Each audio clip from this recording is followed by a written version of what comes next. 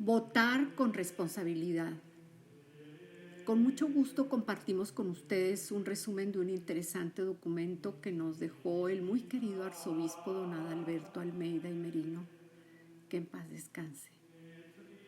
Y consideramos necesario que debemos conocerlo todos por los tiempos difíciles que estamos viviendo, donde está en riesgo la vida, la familia y la libertad.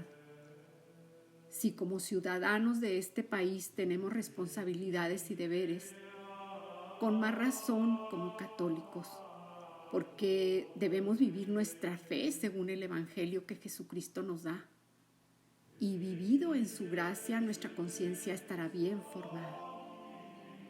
Inicia don Adalberto diciendo que la Iglesia siente un deber y un derecho de estar presente en el campo de la actividad política, porque el cristiano debe evangelizar la totalidad de su existencia humana, incluida la dimensión política, y que la Iglesia no acepta que se reduzca el espacio de la fe a la vida personal o familiar, excluyendo el orden profesional, económico, social y político, como si el pecado, el amor, la oración y el perdón no tuvieran relevancia en ella, en la vida. Nos sigue diciendo que la acción política está al alcance de todos, ya que todos podemos con nuestra conducta hacer y exigir la verdad, la justicia, la unión, la responsabilidad en las relaciones, o también con nuestra conducta podemos practicar y alentar la corrupción, el ocultamiento de la verdad, el interés individualista, la cobardía y la opresión.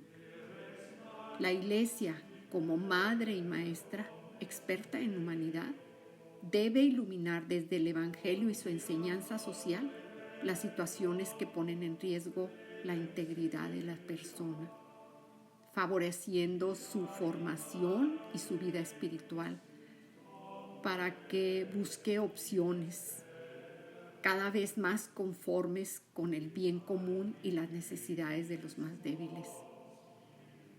También nos dice que ningún partido político, por más inspirado que esté en la doctrina de la Iglesia, puede atribuirse la representación de todos los fieles, ya que sus programas en concreto no podrán nunca tener valor absoluto para todos. Por eso, cada laico tiene que reconocer que en la vida de fe, otros hermanos tienen opciones diferentes y debemos respetarlos. Y subraya que es un deber votar para ejercer así la caridad para con toda la sociedad. Aunque en ocasiones nos dice que la abstención, cuando proviene de una decisión lúcida y activa que rechaza determinada acción fraudulenta, hay que asegurarse de que ese hecho influirá positivamente. De hecho, hermanos, en estas circunstancias actuales no es recomendable abstenerse de votar. Al contrario, debemos promover una acción política tanto más intensa cuanto más necesaria. Por eso, la acción de votar requiere una previa formación crítica de la conciencia para analizar las situaciones, los partidos y programas. Recordemos que hay que analizar a la luz de la fe cristiana, porque la ideología que sustenta el partido o la persona a la que vamos a dar nuestro voto, pues van a inspirar el desempeño de sus cargos públicos. Y en eso nos explica don Adalberto cuáles ideologías son incompatibles con la fe cristiana. Él nos pone 3: el liberalismo capitalista, el colectivismo marxista y la ideología de la seguridad nacional. Expliquemos un poquito cada una de ellas. El liberalismo capitalista es una ideología de la riqueza en su forma individual. O sea, es la que da origen a esa escandalosa diferencia entre pobres y ricos y a esa situación de dependencia y de opresión. el colectivismo marxista conduce igualmente por sus presupuestos materialistas a una ideología de la riqueza, pero en su forma colectiva. O sea, es la lucha de las clases lograda a través de una dictadura proletaria. Y la ideología de la seguridad nacional nos dice que es un modelo económico-político de característica elitista que suprime la participación del pueblo por élites de poder, militares y políticas, y conduce a una acentuada desigualdad. Por eso, cualquier proyecto que presente cualquier partido político es parcial, temporal y transitorio, en el que hay cosas buenas y malas. Por eso se debe aceptar lo bueno y rechazar lo malo, y estar dispuesto a cambiarlo por algo mejor, pues todo partido es relativo y no absoluto. El católico debe preferir aquellos partidos que busquen no un simple reformismo, sino cambios profundos que respondan a las legítimas aspiraciones del pueblo hacia una verdadera justicia social, teniendo en cuenta que este cambio necesario de las estructuras sociales, políticas y económicas injustas tiene que ir acompañado por el cambio de la mentalidad colectiva. En este documento, don Alberto Almeida y Merino nos ilumina con un criterio inspirado en el Evangelio muy interesante y nos da una luz muy especial para discernir a la hora de decidir nuestro voto y por cuál partido o programa o candidato vamos a votar. Entonces, pues debemos tomar en cuenta, primero, que se permita una participación democrática de todos los ciudadanos, o sea, contemplar la igualdad de los ciudadanos.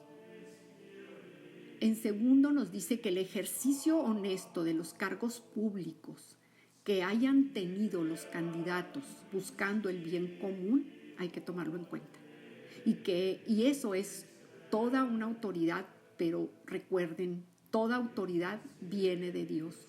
Entonces, la facultad de mandar debe hacerse según la razón y en el orden moral, porque se corre el riesgo de divinizar el poder político y tenerse como absoluto, haciendo un uso totalitario del poder en una forma de idolatría, siendo uno de los obstáculos para el desarrollo de la persona y por consiguiente de la misma nación. Y recordar que siempre una actitud que corrompe muchas de nuestras relaciones sociales es la búsqueda del dominio sobre los demás con fines egoístas.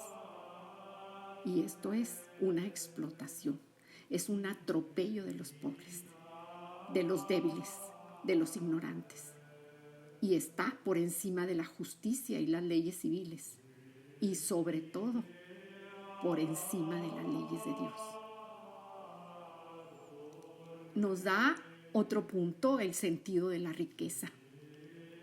En este sentido nos dice que los bienes y las riquezas del mundo, por su origen y naturaleza, según la voluntad del Creador, son para servir efectivamente a la utilidad y provecho de todos y de cada uno de los hombres y de los pueblos. O sea, esto es un derecho primario y fundamental, absolutamente inviolable. En el punto 4 nos dice que el derecho de propiedad privada de los bienes de producción debe ser fuente de libertad para todos, jamás de dominación ni de privilegios. Es un deber grave y urgente hacerlo retornar a su finalidad primaria. En el quinto nos dice que en una empresa la doctrina social de la Iglesia propone la copropiedad de un trabajo digno, pues allí llegan a ser como socios, porque pues en esto los empleados merecen la participación de los beneficios de la empresa. El trabajo es el capital, el fruto del trabajo humano donde la persona imprime su humanidad y es digno por la dignidad del trabajador y se debe evitar la explotación de la persona. En otro punto nos habla también de la libertad religiosa y nos dice que toda persona humana tiene derecho a la libertad religiosa y no se debe obligar a nadie a obrar en contra de su conciencia, ni impedirle que actúe conforme a ella, ni en privado ni en público, solo o asociado con otros, amenazado por un despido en el trabajo u otra razón. Y quienes impugnan la libertad religiosa obran contra la voluntad de Dios, que nos ha creado con sus leyes impresas en nuestro corazón. En otro punto nos dice que el respeto a la vida y a la integración personal, la Iglesia considera eso el menosprecio, la reducción o atropello de las personas y de sus derechos inalienables. Todo atentado contra la vida humana, desde la oculta en el seno materno hasta que se juzga como inútil y la que está agotando en la ancianidad. La Iglesia también considera muy condenable la tortura física y psicológica, los secuestros, la persecución política y exclusión de la vida pública por causa de las ideas. Igualmente rechaza la violencia terrorista y guerrillera, cruel e incontrolable. De ningún modo se justifica el crimen como camino a la libertad. Es un atentado contra la vida que solo depende del Creador. Y debemos recalcar que cuando una ideología recurre a la violencia, reconoce con ello su propia insuficiencia y su debilidad. También debemos tomar en cuenta la promoción de los más pobres. Recordar siempre que al dar el voto se debe tener en cuenta explícitamente el respeto y la dignificación de los pobres, la defensa de los débiles y el rechazo de los que dominan por el poder del dinero o por el poder autoritario. Y también considerar una distribución más justa de la riqueza del país, donde todos tengan trabajo digno, programas de apoyo a los desempleados y favorecer con urgencia a los campesinos. Pues hasta aquí, hermanos, este resumen y les agradecemos mucho por escucharnos. Pedimos a Dios derrame muchas bendiciones en sus familias y en nuestro